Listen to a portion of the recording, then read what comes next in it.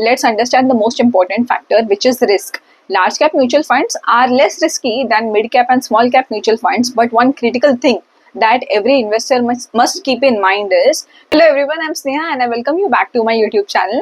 आज के वीडियो में हम समझेंगे कि investing in large cap mutual funds आपके लिए सही है या नहीं।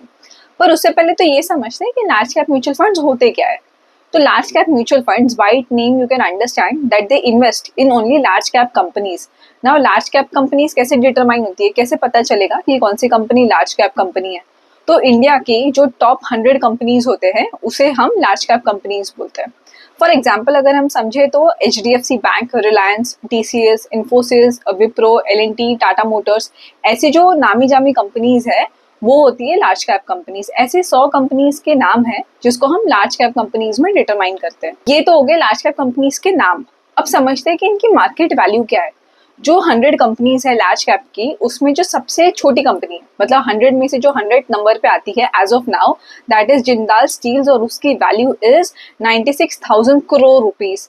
And can you guess number 1 company कौन सी है? Yes, it is Reliance Industries और उसकी वैल्यू है 16 लाख करोड़ रुपीज। तो जो लार्ज कैप कंपनीज है, as you can understand from the range of the value, it ranges from 1 lakh crore to 16 lakh crore rupees. तो ये होता है लार्ज कैप कंपनीज की वैल्यू का रेंज। तो अगर आप भी लार्ज कैप म्यूचुअल फंड्स में इन्वेस्ट करते हो तो you are also investing in India's top 100 companies.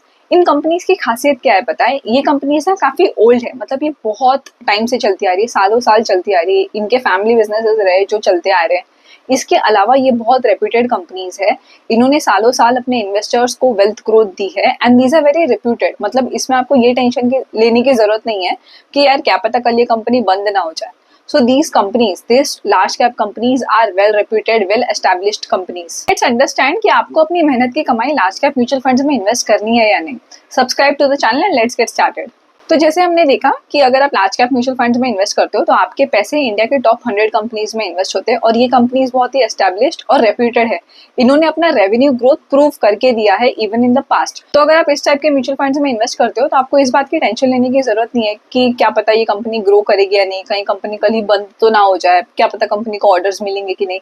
But since this are well established companies, इनका रेवेन्यू मॉडल ऑलरेडी प्रूवन है, so you have that peace of mind with you. तो अब returns की बात करते हैं कि अगर आप लार्ज कैप म्यूचुअल फंड में इन्वेस्ट करते हो तो आप कितने रिटर्न्स एक्सपेक्ट कर सकते हो। अगर आप पास्ट ट्रेंड देखोगे तो average annual returns in large cap funds is around 13 to 16%।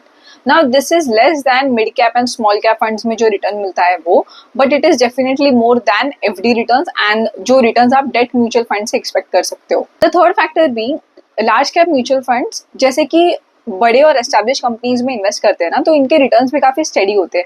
आप एक सडन स्पाइक नहीं एक्सपेक्ट कर सकते कि यार एक साल में पूरे एक्सपोनेंशियल रिटर्न दे दिया, 100% रिटर्न दे दिया, that won't happen. This type of funds tend to give steady returns. So the game here is to play long term. आप 4 से 7 साल तक अगर ऐसे फंड्स में इन्वेस्टेड रहते हो तो you can definitely make good returns. Last but not the least, let's understand the most important factor, which is risk. Large cap mutual funds are less risky than mid cap and small cap mutual funds, but one critical thing that every investor must keep in mind is कि अगर small cap mutual funds if they fall by say 40% from their existing price, then mid cap mutual funds can correct by 25 to 30%. At the same time, जो large cap companies होते हैं they can also fall bye 10 to 15%।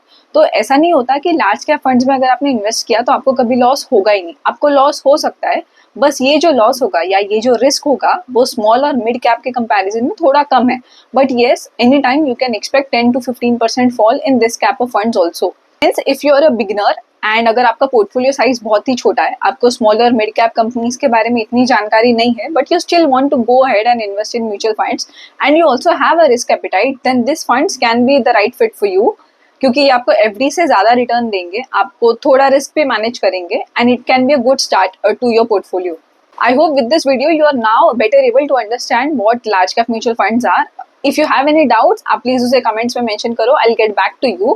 Like the video and subscribe to the channel. I'll see you next time.